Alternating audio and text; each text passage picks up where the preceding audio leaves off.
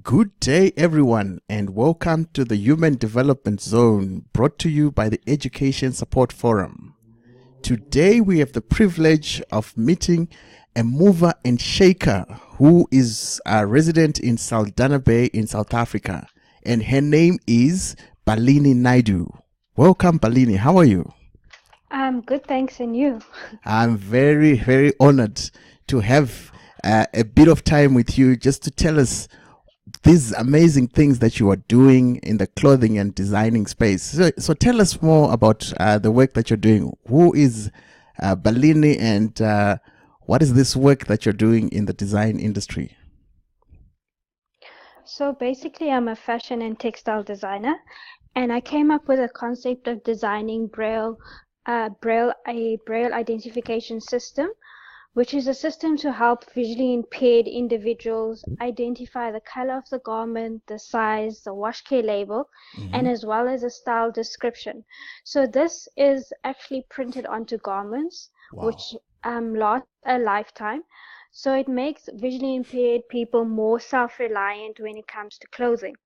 As well as I've also created a graphic print, which is a new way of communication. It's a new way of communicating with visually impaired, and it's a graphic print that is all over my garments. So it's like a hidden message, and it's a new way of communication for visually impaired. Wow. These garments also it also creates awareness for visually impaired all over the world, and making them feel wanted and needed. Yes. Wow. That is super, super amazing. I mean, they say that disability is not inability. And you are Yes. saying that your clothing makes you feel good and has a lot to do with who you want to be. Tell me more about the self-expression that clothing has. I mean, the role that it has in self-expression. I think by you wearing clothing, it makes you feel good. So designing something for the visually impaired, to something that they know that they're wearing, so they can put on every day, and it puts a smile on their face to know what they're wearing, and to know that somebody is actually targeting one of their causes that they struggle with every day. I think that itself gives it a expression itself with my Yeah. clothing. Yeah. Wow. Wow. I mean, that's outside the box thinking. And how did you come to think of and empathize with the visually impaired such that you actually created this amazing product for them? Because you could have easily just gone and done what every other designer is doing. What led you to focusing on visually impaired people? In my first year of studying fashion and textile design, this idea came up to me, and as well as having an uncle who was visually impaired, light bulbs just hit.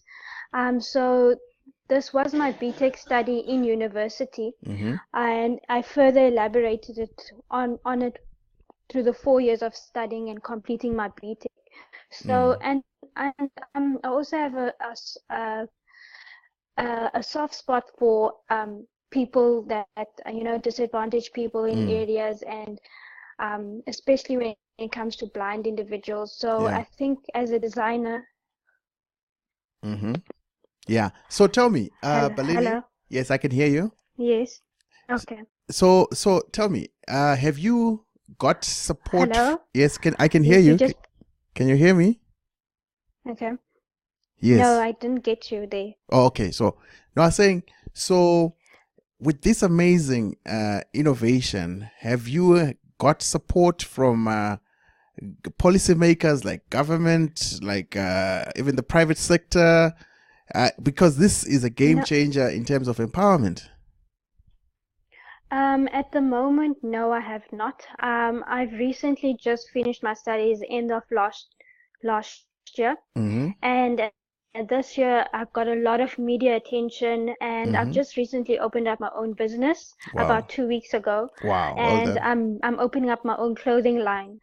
So I haven't got any support from government, or yeah, so it is in the near future to approach investors to invest, and also to retailers, Yes. companies, so that they can also engage with my product that I've developed. So in the near future, I do want to engage with investors, No, create definitely. awareness just De- for the mm, product that I have. mm, So with my online store, I have engaged at the moment with the Cape Town Blind Society. mm-hmm, So my website should go live in the end of December, middle December, mm-hmm. and each product that is purchased online, a percentage of it gets donated Wow. to the Blind Society in Cape Town. So that's also my goal. Mm-hmm, And I've also collaborated with a clothing company in Saldanha where I am doing skill development. mm-hmm. I'm taking people from the disadvantaged area here, and I'm teaching them how to sew. So at the Wow. end, this factory, I'm training my own people to create my own clothing. So I'm Wow. also doing skill development as well in my small community. Mm, mm. That Yeah. is amazing stuff.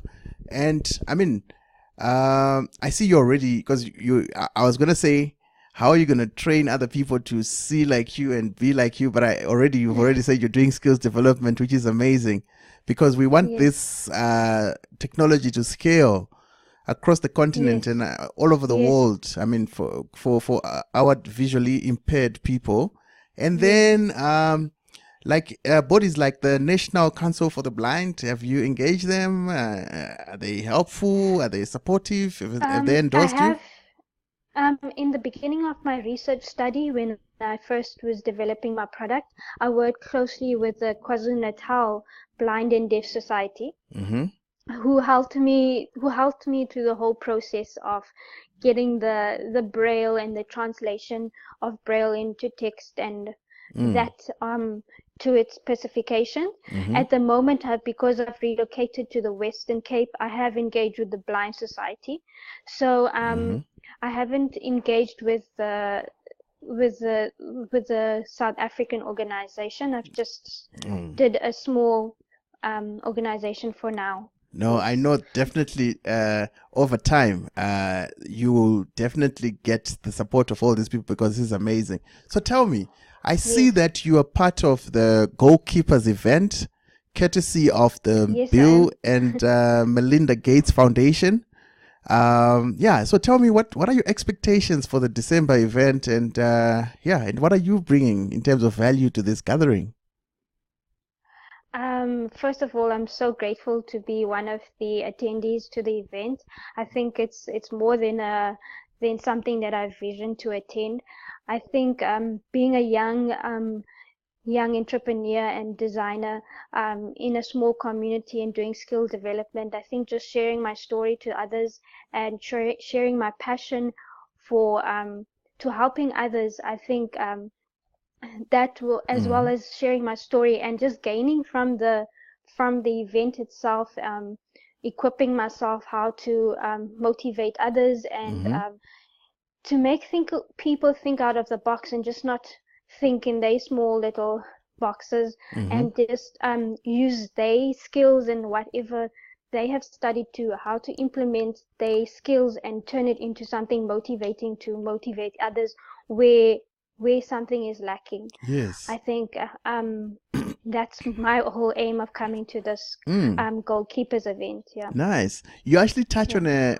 on a topic that I've been engaging with for a while, to say, you know, as Africans, academically we're doing well, we are going to varsity, but Mm. we have a lot of theory, and then turning that Yes. theory into products that are solving our problems is a big Yes. jump. So you've done it. Yes. What would you encourage other young people? How do you do the transition from the theory to the product? I think first thing, any young South African or African individual in Africa, is education comes first.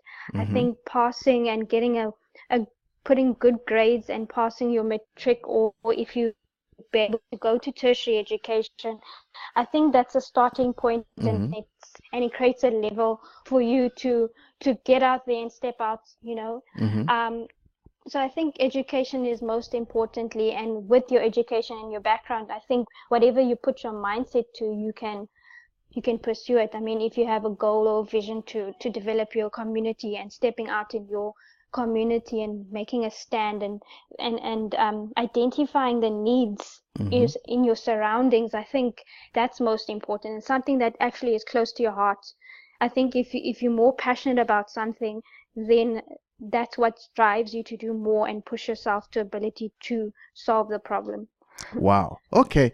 I mean, you've got so many amazing things to tell us. We could talk for the whole day. I'll just ask you the last question, and it's a hypothetical one, to say, if you had a magic wand and you could change anything in the world, what two things would you change? Sure. I think I would change, if the first thing I would change is change the mindset of other people, because I've always have this quote whereby that I live by, is that what you do for yourself dies with you, but what you do for others lasts a lifetime. And I think Wow.